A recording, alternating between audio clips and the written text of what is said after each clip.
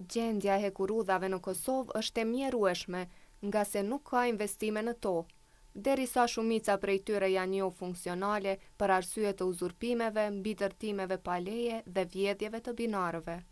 Përveç hekurudhës Fush Kosovë Pay, që është përmirësuar infrastruktura, në hekurudha tjera nuk ka investime dhe janë në gjendje të mirë, sidomos ajo prej Klinës deri në Prizren, në theks të veçantë ajo prej Xërxës deri në Prizren dhe nga Prishtina deri në Podujev. Përveç këtyre problemeve infrastrukturore, trenat serb nga Rashka e Serbisë deri në Mitrovic po vazhdojnë të qarkullojnë çdo ditë pa leje.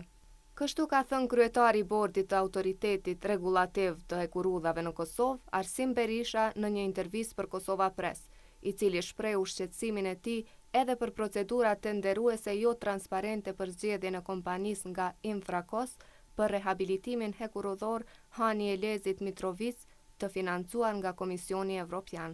Ne them drejtën, kemi edhe shqetësimet tona për arsye se menaxheri i infrastrukturës kanjëherë na lejon është ne si autoritet rregullativ nuk na informon për procedurat si duhet, edhe pse Komisioni i Bashkimit Evropian nga ne kërkon përgjegjësi nganjëherë ose kërkon ta di se deri ku kanë mri punë, ne nganjëherë jemi ta anashkaluar. Është shqetësuese se ne nuk kemi informacione të duhura. Dhe përderisa s'kemi informacionet, nuk di çka të them, nuk mund të thonë që ka transparencë të duhur. Ne nuk kemi asnjë dhonë të saktë që të informojmë, por është shqetësuese nëse ne me një investim kaq kapital mos t'i kushtojmë rëndësinë e duhur, për arsye se dim që me hekurudhat varet shumë zhvillimi ekonomik i një vendit, transporti i modrave e shumë shërbime tjera që kryen përmes hekurudhës, që janë shumë me kosto shumë më të lirë se sa transporte tjera, ne duhet i kushtojmë rëndësi të veçantë. Drejtuesi i bordit regulativ të hekurudhave shpreh brengën e tij se në këtë projekt nuk është parapar elektrifikimi i hekurudhës, nga se në shtetet e rajonit të BE-s elektrifikimi është bërë që në shekullin e kaluar. Nuk e di edhe arsyen pse projekti nuk e sheh elektrifikimin e hekurudhave, kur dihet se në rajon edhe në Bashkimin Evropian hekurudhat datojnë të elektrifikuar nga shekulli i kaluar. Nuk e kam të qartë këto, kështu që ju kisha lutur edhe ju që gazetarët interesohen edhe të shkoni në Infakos të i bani këtë pyetje sepse janë të dobishme.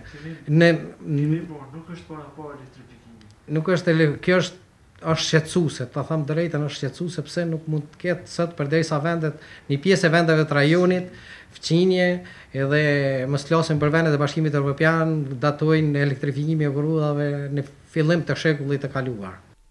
Ai ka shtuar se ka dëgjuar se po favorizohen kompani jo të njohura për këtë projekt dhe po injorohen kompanitë me renome për ndërtimin e hekurudhave. Na kemi kërkuar të gjithë trenat e palegjshëm që të ndalohen, por ne e kemi pas aty 2 trenat që qarkullojnë tash nga Rashka deri në Mitrovic të Veriut, ata kanë një leje të përkohshme të UMNIK-ut dhe thirrën në atë leje të përkohshme të UMNIK-ut, e cila për ne është sot e pavlerë. Infrastruktura e sotme nuk përputhet me legjislacionin të cilin e kemi miratuar na, për arsyet janë të ndryshme. Ne nuk mund t'i aplikojmë ligjet kur ne në për hekurudhat e Kosovës mungojnë edhe elementet më të thjeshta ose primare, sidomos ne nuk kemi barriera akoma në për vendkalimet, që ne na paraqesin shumë shqetësime. Viteve të fundit, trenat janë bërë vdekje prurës për qytetarët e Kosovës, ku vetëm në 3 mujorin e fundit kanë humbur jetën tragjikisht 2 qytetarë dhe shumë të tjerë janë lënduar. Sistemi hekurudhor sa i përket sigurisë, ne nuk mund të jemi të kënaqur për arsye se në vitet e fundit kemi pas edhe aksidente me fatalitet.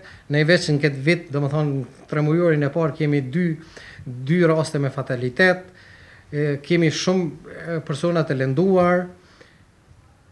Problemi kryesor qëndron te mbikalimet, të cilat në Kosovë për fat të keq janë ndërtuar edhe janë bërë në mënyrë të palegjshme, të cilat sot nuk mund të mbulojnë Infakosi me barriera, edhe përderisa nuk ka barriera, aty është një pasuri pa totale. Ne kemi diku në rreth 85 mbikalime të palegjshme. por këtyne ju ndihmojnë edhe komunat nganjëherë, për arsye se i kanë asfaltuar pa kërkuar, pa lejen e organeve gjyqëse.